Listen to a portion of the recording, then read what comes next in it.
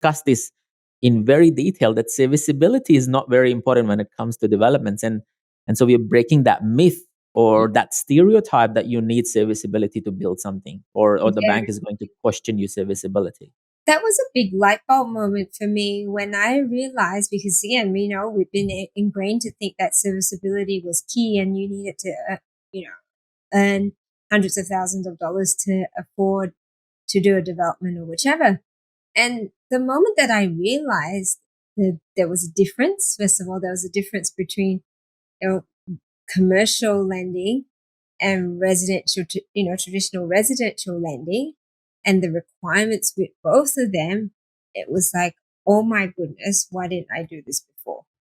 Yes, Because they asked about, commercial lending asks about your assets and liabilities, but in terms of serviceability, that's not what they're looking for. They're looking at the feasibility, and they're relying on the weight of the project on its own. So, definitely.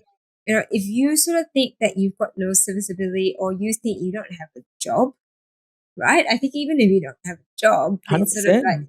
yeah, but you have proven the ability to put projects together. Obviously, the lenders, depending on what sort of lenders, you commercial finance, you've got private lenders, you've got, different tiers of lenders, and then which determines how many hoops you have to jump through to get the finance.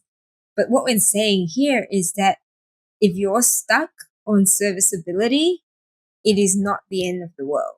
And you don't Definitely. necessarily have to wait for years and years and years to touch property again. This is where you can start to move into strategies that developers, high net worth individuals leverage, because not everyone's sort of using other people's money in a sense. Definitely. Yeah. Definitely. And so, extending that exact point, when you are in the expedition stage, you have two of the most important things that the developers would always need. Okay. You have the equity that you've already caught up through Mm. market delivering that equity to you. And you control a property that has a development potential that can, deliver further profits, right? And now Mm. every developer under the sun wants to talk to you because you have the two most important things.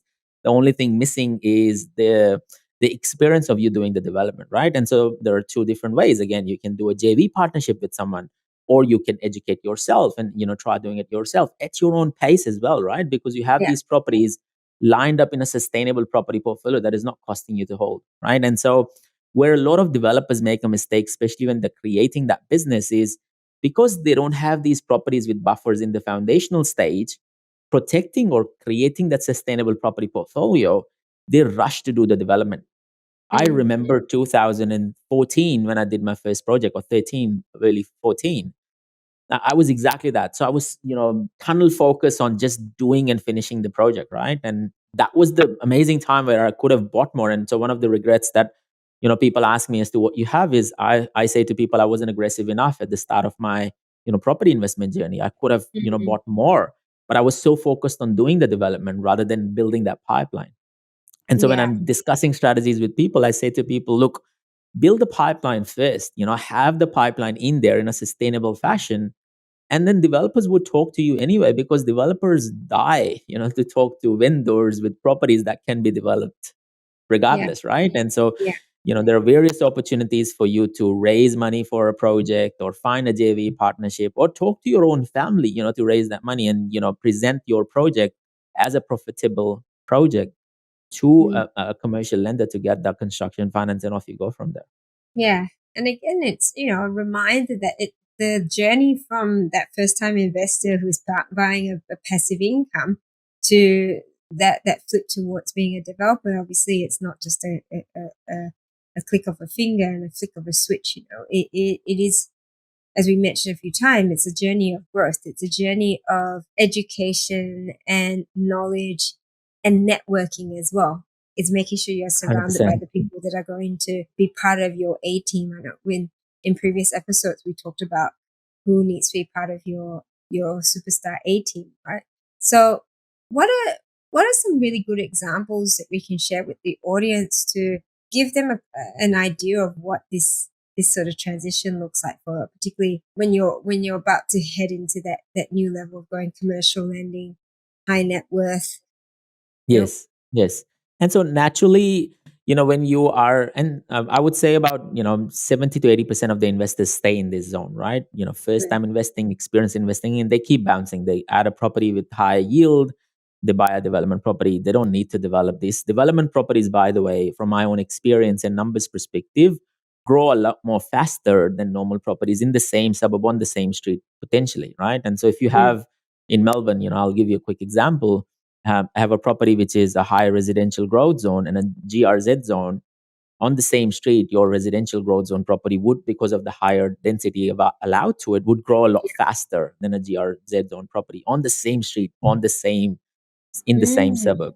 And so mm. even holding these properties makes a lot more sense. And so a lot of investors tend to stay in these lanes. And so when you talk about high net worth investing, and you're talking about commercial investing, or being a sophisticated investor, the ingredients are still there. Those three ingredients you talked about: yield, growth, and return. As a sophisticated investor, what I've realized is that high net worth investors, they don't care about growth anymore, because they don't want the market to deliver that growth to them. They don't want to gamble on the markets delivering that growth, because they Mm, think, from a cash on cash perspective, their mindset is, for $1 that I'm putting forward, what is the return I'm getting on this $1? Okay. And so everyone has their own risk appetite. Some would say, for every year, every dollar that I spend, I want to make 15% cash on cash return on that. There are people who sure. would chase 25-30% return cash on cash. Okay.